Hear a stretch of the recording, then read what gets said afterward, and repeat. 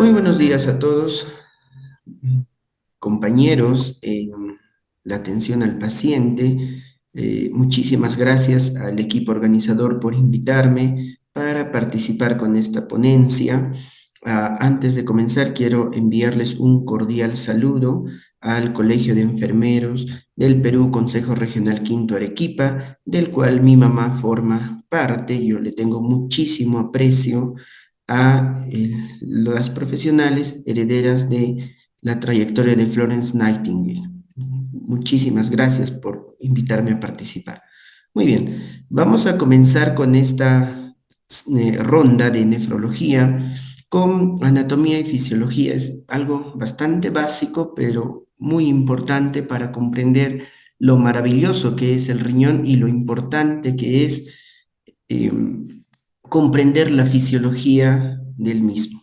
Muy bien, soy el doctor Marcos García, yo trabajo en el Hospital Honorio Delgado y en la Universidad Católica de Santa María.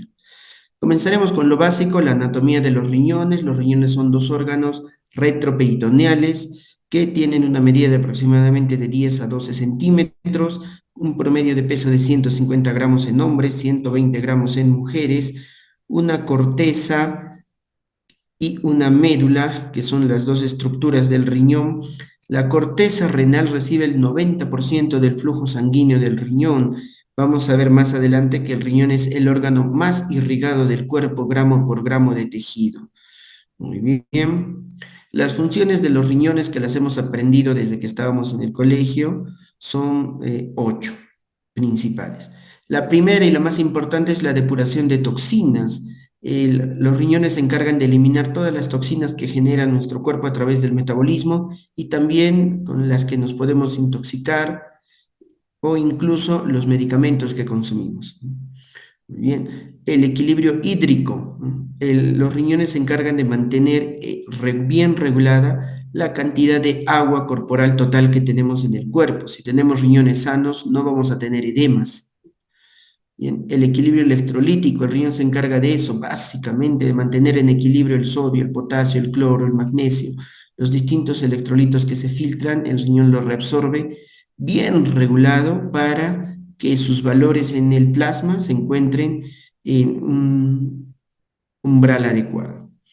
El metabolismo mineral óseo, esto es muy importante, se está estudiando desde hace poco tiempo. El riñón, ya sabemos, se encarga de activar la vitamina D3, el calcitriol, por lo tanto favorece la absorción de calcio y una función adecuada de los riñones es importante para que nuestros huesos estén fuertes y saludables. Bien, el equilibrio ácido-base, ya sabemos que el riñón es el único órgano donde se puede fabricar el bicarbonato. El riñón también reabsorbe el 100% del bicarbonato filtrado y se encarga de eliminar todos los ácidos que fabrica nuestro cuerpo. Regula la presión arterial. Esto es algo importante porque los riñones sanos mantienen una presión arterial normal. Ya se sabe que cuando los riñones están enfermos podemos tener ciertas alteraciones en la presión arterial. Incluso algunas corrientes dicen quién debería tratar la hipertensión, el cardiólogo o el nefrólogo, ¿no? Porque de los cuatro grupos farmacológicos que actualmente se conocen para el manejo de la hipertensión arterial, tres actúan en el riñón. Bien, ya sabemos también que los riñones fabrican eritropoyetina, lo que induce la síntesis de glóbulos rojos. Esto en la altura es importante porque ya sabemos que a mayor altitud vamos a tener una hemoglobina más alta como forma de adaptación a la hipoxia del ambiente, ¿no? Esto es regulado por la eritropoyetina que fabrica el riñón. Y la última, la que casi no le hacemos caso, es la función metabólica. El riñón fabrica glucosa. Este proceso de fabricar glucosa se llama gluconeogénesis, 85% en el hígado, 15% en el riñón. Entonces el riñón cumple una función importante en mantener el metabolismo del cuerpo. La estructura más importante del riñón es la nefrona, es la unidad funcional de los riñones, que está conformada por el glomérulo y los túbulos. Aquí vamos a hablar sobre los glomérulos. Son estructuras a manera de sedazos o coladores moleculares que se encargan de permitir que se filtren ciertas sustancias para formar la orina y otras sustancias se queden en el plasma. Lo más importante es las proteínas. Los riñones sanos no pierden proteínas. ¿Por qué? Porque aquí tenemos una estructura llamada barrera de filtración glomerular que tiene tres capas: el endotelio, la membrana basal glomerular y el diafragma de filtración. Y cada capa cumple una estructura muy importante. La primera capa es el endotelio fenestrado. Fenestra quiere decir poro. Este endotelio está lleno de poros. Es el único lugar en el cuerpo donde el endotelio tiene poros que permite que se filtren gran cantidad de moléculas. Pero a través del endotelio no se pueden filtrar glóbulos rojos, glóbulos blancos, ¿no? Entonces, si encontramos un examen de orina con hematuria, significa que se está alterando este endotelio. Número 2, la membrana basal glomerular permite que pasen agua, electrolitos y proteínas pequeñas. Y la tercera capa es el epitelio visceral formado por los podocitos y su diafragma de filtración. Aquí hay una gran cantidad de proteínas que tienen la estructura de un sumidero, el sumidero que está en todos los lavados mm, de las estructuras, con una molécula en el centro llamada nefrina que ancla a distintas moléculas como las caderinas y las integrinas para formar realmente un sumidero que tiene carga negativa. Y como las proteínas de la sangre también tienen carga negativa, por ejemplo la albúmina, negativo con negativo se repelen y por lo tanto no se filtra albúmina a la orina.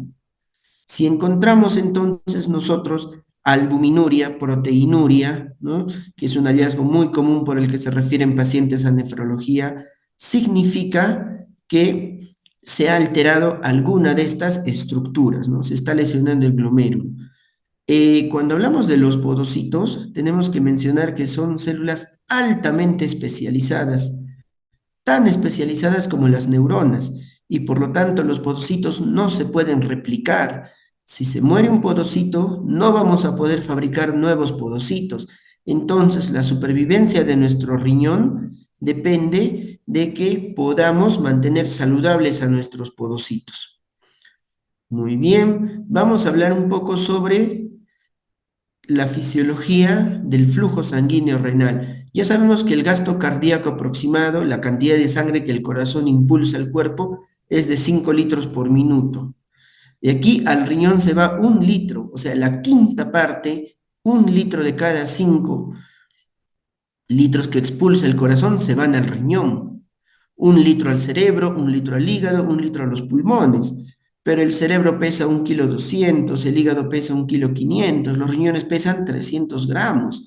Entonces, gramo por gramo de tejido, el órgano que más sangre recibe y el más vascularizado es el riñón. Muy bien. Ahora, de este litro de sangre que ingresa al riñón, tenemos dos componentes. La sangre está compuesta por plasma y por glóbulos rojos, lo que llamamos hematocrito. Si tenemos una hemoglobina de 13, el hematocrito es aproximadamente 13 por 3, 39, 40% de la sangre que ingresa al riñón es glóbulos rojos. Y ya dijimos que los glóbulos rojos no se filtran. Entonces, 400 mililitros que corresponden al hematocrito no se van a filtrar. Y lo que se filtra, lo que puede filtrarse son los 600 mililitros del flujo plasmático. Esto es lo que se llama flujo plasmático renal. Y de estos 600 mililitros que ingresan por aquí, por la arteriola aferente, tenemos dos caminos: o se filtra por el glomérulo o se va por la arteriola eferente hacia los túbulos. ¿Cuánto se filtra? La quinta parte, son 120 mililitros por minuto. Y lo que se va a los túbulos es 480 mililitros. Esto es lo que conocemos como filtrado glomerular o la tasa de filtración glomerular, que normalmente es 120 mililitros por minuto. Si esto lo multiplicamos por 1 hora y por 24 horas, tenemos que se filtran 180 litros de plasma por el riñón al día. Pero ¿cuánto nosotros eliminamos en la orina? 2 litros. Eso significa que se está reabsorbiendo aproximadamente 99% de lo filtrado. Si nuestros riñones no reabsorberían 178 litros, imagínense cómo nos podríamos deshidratar en horas, nada más podríamos fallecer si es que nuestro riñón fracasa en la reabsorción tubular. Muy bien.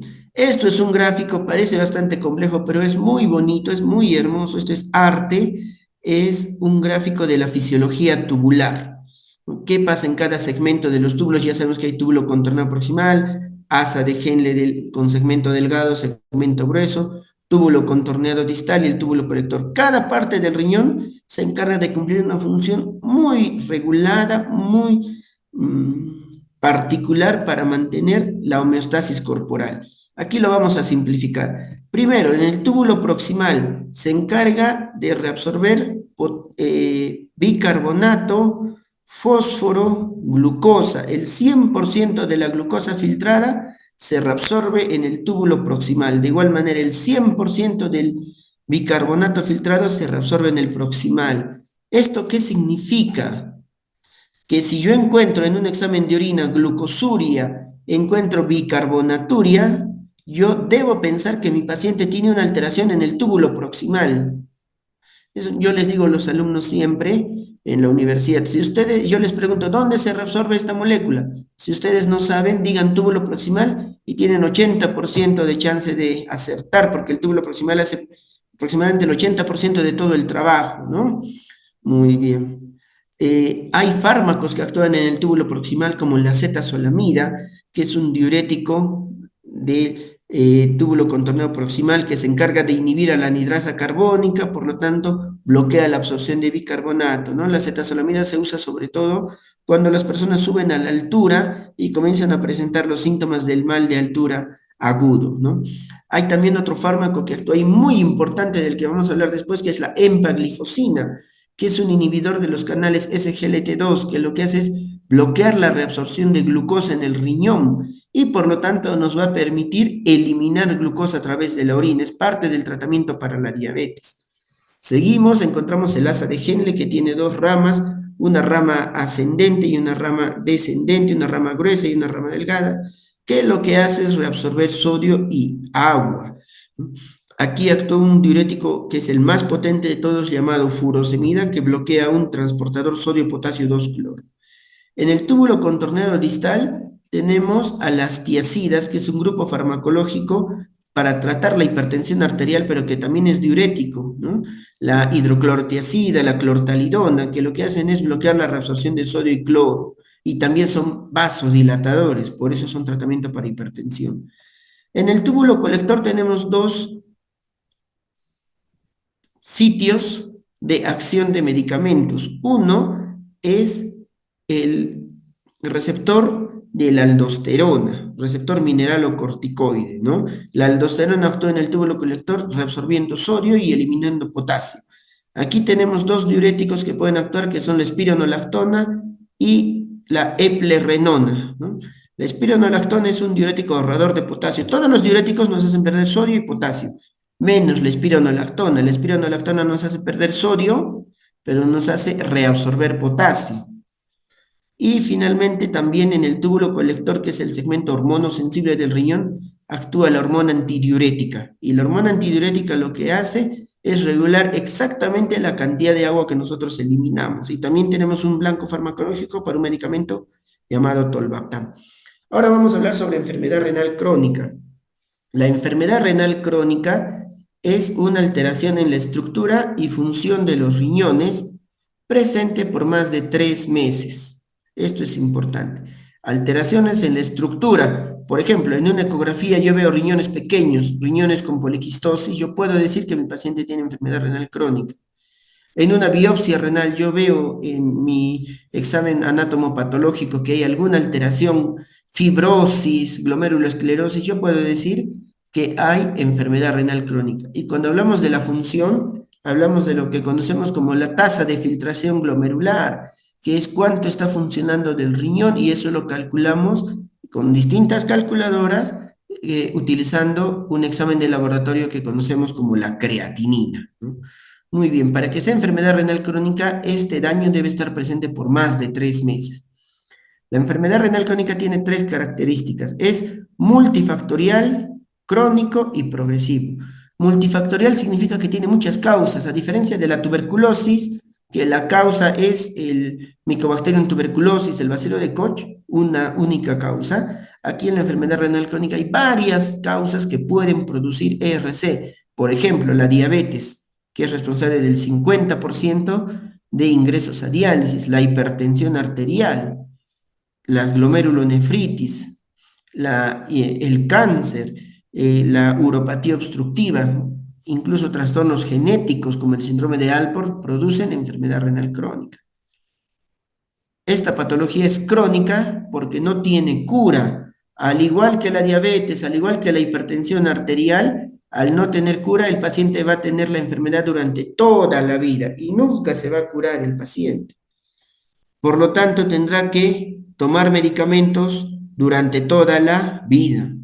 Progresivo. La enfermedad renal crónica empeora con el paso del tiempo hasta los estadios avanzados e incluso en algunos casos va a requerir terapia de reemplazo renal. Esto es importante porque una vez que se ha iniciado el daño por causa de la diabetes, de un medicamento nefrotóxico, de la hipertensión, de la glomerulonefritis, el daño renal nunca se va a detener. No hay manera de detenerlo y va a ir progresando y progresando y progresando hasta los estadios avanzados. No se puede detener el daño renal. Entonces nos preguntaremos, ¿qué hacen los nefrólogos, no? Si no podemos detener el daño renal, lo que nosotros hacemos es enlentecer la progresión de la enfermedad renal crónica. Y eso lo vamos a ver en una diapositiva más adelante. Muy bien, esta guía de CADIGO 2023, pero se publicó en el 2024, es la guía más reciente sobre enfermedad renal crónica y nos dice que para diagnosticar enfermedad renal crónica arriba está alteraciones en la estructura o función de los riñones por más de 3 meses, necesitamos dos exámenes de laboratorio. Uno, una tasa de filtración glomerular que se evalúa con una creatinina y nosotros vamos a tener los estadios del 1 al 5, ¿no? Lo que conocemos como estadio G1, G2, G3, G4 y G5, dependiendo de qué porcentaje del riñón está funcionando. Generalmente dicen paciente con enfermedad renal crónica estadio 3, estadio 4. Eso no es suficiente. Debemos decir estadio G4 y también el estadio A, porque si ven ustedes al costado dice estadios A1, A2 y A3. Esto es en base a la albuminuria. Ya dijimos que las personas no pierden proteínas por la orina. Y si es que pierden proteínas, entonces vamos a tener ciertos estadios. Mientras más pérdida de proteínas, vamos a tener mayor progresión. Entonces, no es lo mismo un paciente que tiene un estadio 2, que está empezando el daño renal, y tiene un estadio A1, una albuminuria normal. Este paciente va a demorar en entrar a diálisis muchísimos años. Pero si tiene una albuminuria alta, un estadio A3, este paciente va a entrar muy pronto a diálisis, porque la albuminuria es el principal factor de progresión de la enfermedad renal crónica. Tener albuminuria es peor que tener la glucosa alta, es peor que tener la presión alta para el riñón. Por eso los nefrólogos odiamos a la albuminuria. Muy bien, dos maneras de clasificar a la enfermedad renal crónica. Esta diapositiva me gusta mucho. Habla sobre la progresión de la enfermedad renal crónica. Nuestros riñones funcionan al 100% hasta los 40 años. Y a partir de los 40 años vamos a tener una pérdida progresiva de la función renal de 1% por año. Entonces, si yo para entrar a diálisis tengo que llegar al estadio 5, que significa menos de 15% de la función renal, entonces yo pierdo 1% por año, ¿cuándo entraré a diálisis? A los 125. Si todos vivimos hasta los 125 años, todos vamos a requerir probablemente diálisis a esa edad. ¿Qué es lo que pasa con la diabetes, la enfermedad renal crónica? Aquí no perdemos 1% por año, perdemos hasta 10% por año. O sea, imagínense, es una pérdida 10 veces más acelerada de la función renal. Actualmente ya se ha cuantificado y en promedio la pérdida es 5% por año. Un paciente con diabetes pierde el 5% de su función renal por año, por lo que en 20 años, o sea, a los 60 años, imaginamos que la diabetes empezó a los 40. A los 60 años, mi paciente va a entrar a diálisis, cuando todavía está trabajando, todavía no se ha jubilado, ¿no? Esto implica un gran problema. ¿Qué es lo que hacemos los nefrólogos? Ya dijimos, no podemos detener el daño renal, pero sí podemos enlentecerlo. Eso se llama nefroprotección, es lo que hacemos, que controla la glucosa, controla la hipertensión, controla la albuminuria, deja de fumar, mantiene un peso adecuado, no usa medicamentos nefrotóxicos. Con todo eso podríamos lograr enlentecer la pérdida de la función renal y mi paciente, en vez de ingresar a diálisis 20 años después del inicio de la diabetes, vamos a ingresar a diálisis 47 años después. ¿Esto qué significa? Que va a ingresar a diálisis a los 87 años.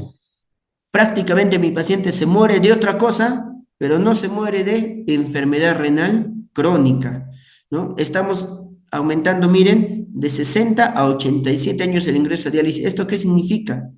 Son 27 años libres de diálisis. ¿Cuánto cuesta una diálisis? Aproximadamente 411 soles es lo que paga, lo que debería pagar Salud, lo que debería pagar el SIS, ¿no? Obviamente se paga mucho menos a las clínicas, pero eso es otro tema, ¿no? El costo real de una diálisis aproximadamente ronda esa cantidad.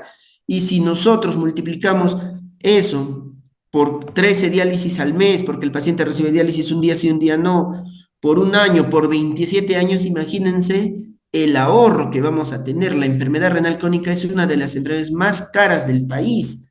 Es tan cara que ni siquiera el SIS la puede financiar. Se ha creado un seguro especial llamado FISAL para pagar enfermedades de alto costo, que son hemodiálisis y el cáncer y enfermedades raras. ¿Quién creen que se lleve el 80% del presupuesto? La enfermedad renal crónica, ¿no? El costo aproximado en el Perú, que tenemos como 27.000 pacientes en diálisis, llega a superar casi el 1% del PIB.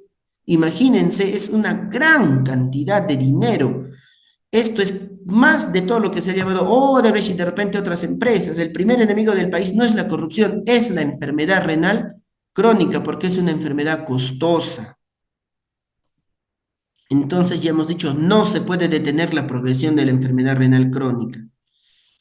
Ya hemos hablado de las funciones de los riñones, ahora vamos a ver qué pasa con el paciente con RC. Obviamente todas estas funciones se alteran. Depuración de toxinas, ¿qué tendrá el paciente con RC?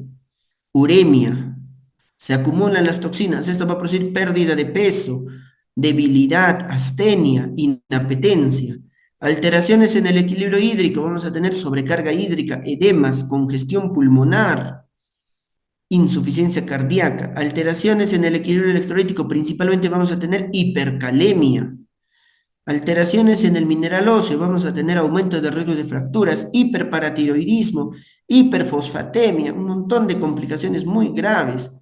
Alteraciones del equilibrio ácido-base, el paciente con acidosis va a perder peso, va a alterar sus huesos, va a tener huesos débiles, va a perder peso, va a perder apetito, va a bajar su hemoglobina.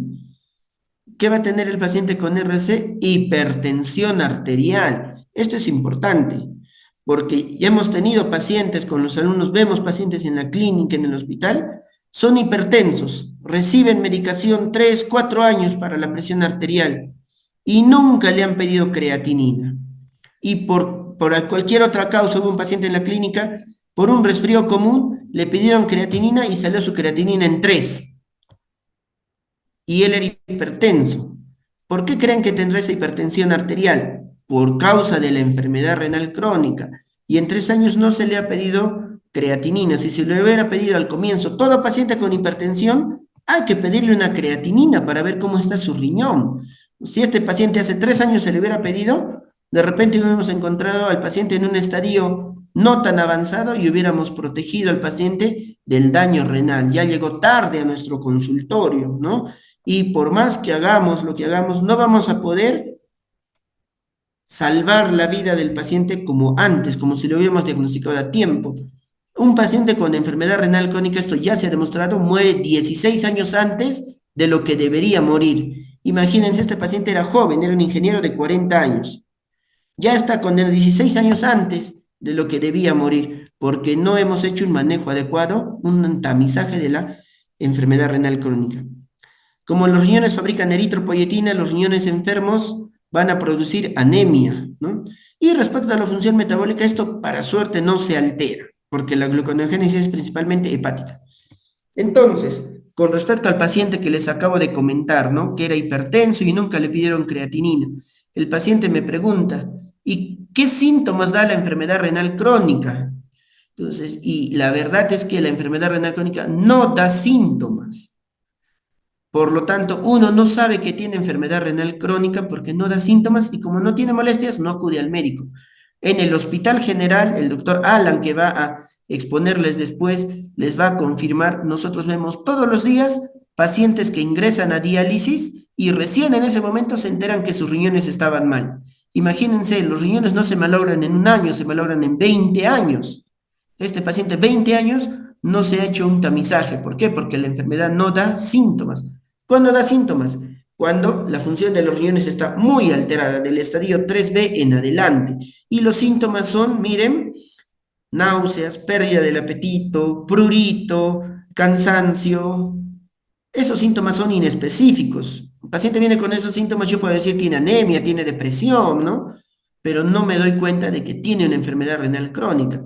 Los síntomas más específicos son orinas espumosas, ¿no? Y la hipertensión arterial, y esto es curioso, el paciente siente las comidas amargas o las siente dulces porque es el sabor de la urea. ¿Cuáles son los factores de riesgo para enfermedad renal crónica? Los factores de riesgo son diabetes, hipertensión, enfermedad cardiovascular, antecedente de RC en la familia, la obesidad, los pacientes adultos mayores, todos los pacientes que tengan estas enfermedades, estas condiciones de riesgo deberían ser tamizadas para enfermedad renal crónica. Y aquí voy a presentar unas diapositivas que he sacado de este es un libro que yo escribí Cuidando tus riñones, se llama ya hace 2 años más o menos. 15 minutos no alcanza para explicarle al paciente por qué están mal sus riñones, qué ha causado el daño renal, por qué progresa el daño, qué enfermedades va, qué medicamentos debe consumir, qué cuidados debe tener, cuál debe ser su dieta, ¿no? Eso no alcanza en 15 minutos que dure una consulta.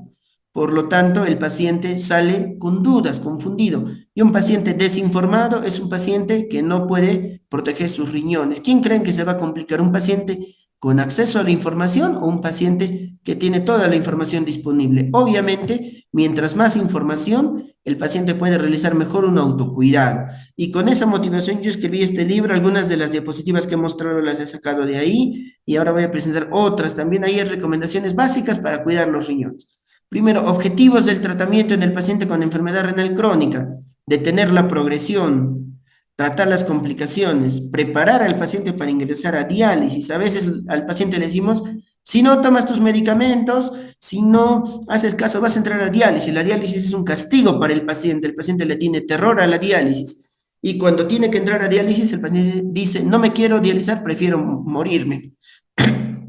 Cuando debemos orientarlo de otra manera, ¿no? La diálisis es una estrategia para mejorar la calidad de vida del paciente. ¿Qué dicen las guías al respecto de la nefroprotección? Primero, tenemos que disminuir el consumo de proteínas. Las proteínas hacen daño a los riñones, hacen trabajar más al riñón. Por lo tanto, si quiero proteger a mis riñones, debo consumir una poca cantidad de proteínas. Hay fuentes saludables y fuentes que no son tan saludables de proteínas. Por ejemplo, estas son las más saludables: el cuy, el huevo, el pollo, las carnes blancas, ¿no? Y el pescado de río, ahí está la trucha y la tilapia. Fuentes saludables son la yema del huevo, las aves con piel y la carne sin grasa. Y hay fuentes que no son tan saludables como el atún. ¿Por qué? Porque el atún se conserva con sal. Entonces, todo lo que tiene sal es malo para los riñones. La carne con grasa, ¿no? El cerdo con piel, son carnes que no son tan saludables. Aquí hay algunos consejos útiles que ponemos para los pacientes. El sodio, uy, esto es bien importante. Cuando yo le digo a mi paciente, no coma sal, ¿qué entiende el paciente? No me voy a echar sal a la comida. Muy bien, el paciente no se echa sal, eso lo cumplirá 1 o 2 días. Al tercer día abandona la dieta porque comer sin sal es feo. Nuestra comida, nuestra gastronomía es muy deliciosa porque tiene gran cantidad de sal. Miren, si mi paciente deja de echarse sal, eso solo es el 15% de la sal que consumimos. El resto de sal, la gran cantidad de sal, viene en alimentos procesados que no sabemos que tienen sal. Por eso es importante leer octógonos. Incluso estas son galletas de soda, tienen sal. El ketchup es dulce. Si usted lee el octógono, dice alto en sodio, dice, ¿no?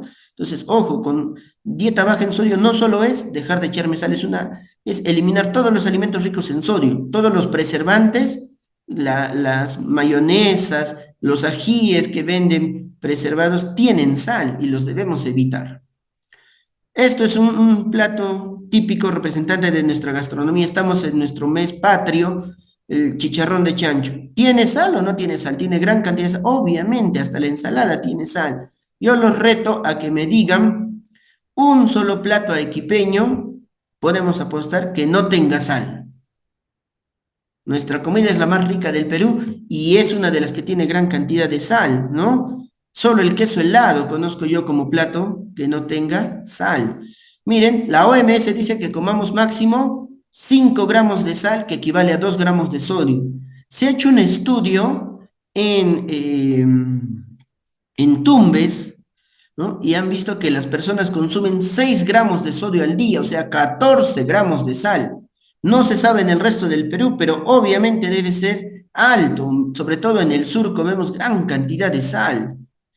Muy bien, la presión arterial, ya sabemos que mientras la presión arterial sea menor, tenemos una menor progresión de la enfermedad renal crónica. Respecto, hay varios medicamentos, aquí explicamos mecanismos de acción. Los principales son los yecas y los aras, el losartán, el captopril. Esos medicamentos nos permiten disminuir la albuminuria, la proteinuria, y ya dijimos que la proteinuria malogra el riñón. Entonces, todo paciente con hipertensión que esté mal del riñón debe tomar su yeca y su ara porque estos medicamentos son nefroprotectores. Otro grupo farmacológico que se ha desarrollado hace poco, que dicen que es el descubrimiento del siglo, es el inhibidor del SGLT2, ¿no? Lo que conocemos como empaglifosina, dapaglifosina, son medicamentos nuevos que ya están en el petitorio desde el año pasado, en el petitorio único de medicamentos, pero sin embargo no se pueden comprar, ¿no? Y hemos tenido en mi hospital cierto conflicto porque estos medicamentos son tratamiento para la diabetes, bajan la glucosa y también son nefroprotectores. Y tomar este medicamento me retrasa 27 años el ingreso a diálisis. Imagínense cuánto vamos a ahorrar con este medicamento. Yo como Estado debería comprarlo y regalarlo a los pacientes porque no estoy gastando, estoy ahorrando diálisis con este medicamento.